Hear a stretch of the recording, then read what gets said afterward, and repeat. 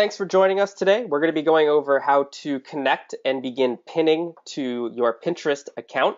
When you log into your business portal, you'll see that there's a Pinterest button or tab at the top of the social media page here. So when you click on that, you'll be prompted to add a Pinterest connection, which you can do so by clicking Connect Profile here under Pinterest.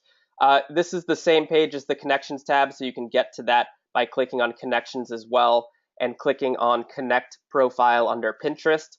So make sure that you're logged into your Pinterest account and go through the permission steps here to connect it. And you'll see still on the Connections tab, when we scroll down, now we have our Pinterest connection made. So when you're ready to start pinning to Pinterest, you'll go back to your social media tab and click on the Pinterest tab up here. And you'll see that we have this connection. I've connected it to my JES restaurant account. And then from there, you can choose a board that you've already created. So if I go over to my Pinterest tab here, this is my Pinterest account. When I click to my account here, JES restaurant, you'll see I've already created 3 boards: appetizers, entrees, and desserts. Very easy to create different boards. You can just click Create Board and walk through the steps there. So you can name this appetizers, entrees, desserts, whatever fits the description.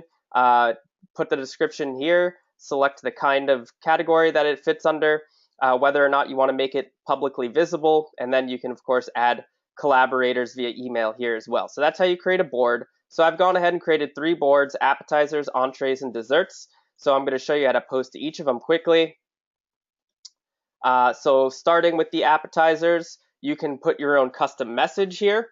So for example, try our fresh arugula salad today. And you could put a link here as well if you want to link it to a third-party website, your website, or wherever you want it to go. And then, of course, you're going to select an image. So I'm going to choose my arugula salad image here. You can choose a content banner only if you have a link to a website. Otherwise, you cannot choose a content banner.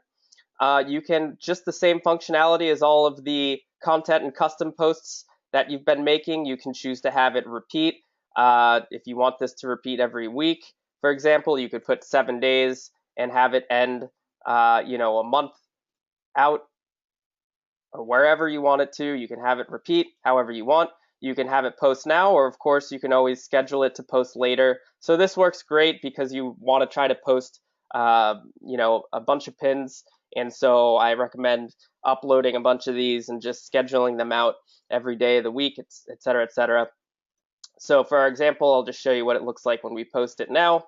We'll hit post, and it'll tell you that your post has been posted once it goes through. So it just takes a little bit of time to upload that image from your device. And once it's complete, you'll see the message that your post has been posted. So when we go back to our account here and we refresh the page, you'll see now that I have one pin that appears here, and it's in my appetizer section. So when I click on that, you'll see here's my pin, the beautiful picture of the arugula salad with my custom message. So when you click visit here, you'll see that it just takes you to a larger image, or link to a larger image size of your image. If you had attached a link and clicked visit, this would go to that third-party link wherever you linked it to. So let's go back and try a couple more here. I'm going to post an entree one. I know I have a lobster roll here, so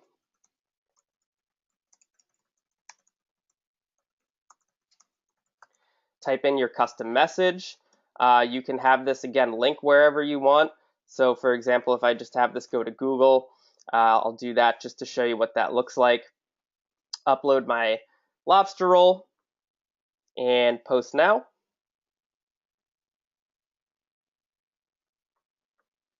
And again, it just takes a few seconds because it does need some time to upload the image, but looks like it's going through.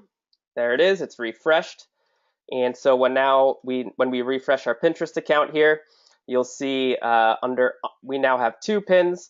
when we click on entrees, we now have this lobster roll photo here, and you'll see it says it's saved from google.com. That's the link that we put in, so we can click visit to go to that link. And so you'll see we're taken to Google.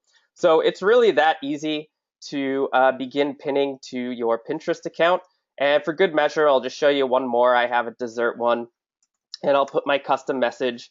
It's never too early for dessert. And again, you can always put a link here if you want.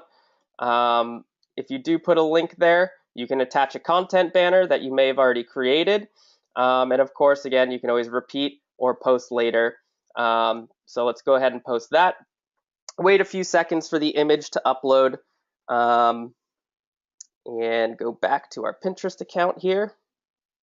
Let's refresh our page, and you'll see our beautiful cookie sundae is here. It's never too early for dessert. And again, because I did not attach a link to that, the link is going to just be a link to a larger image size. So I hope that that makes sense. As you can see, it's very easy to start pinning to your Pinterest board once you have it created, and pin to your different boards with your own custom messages.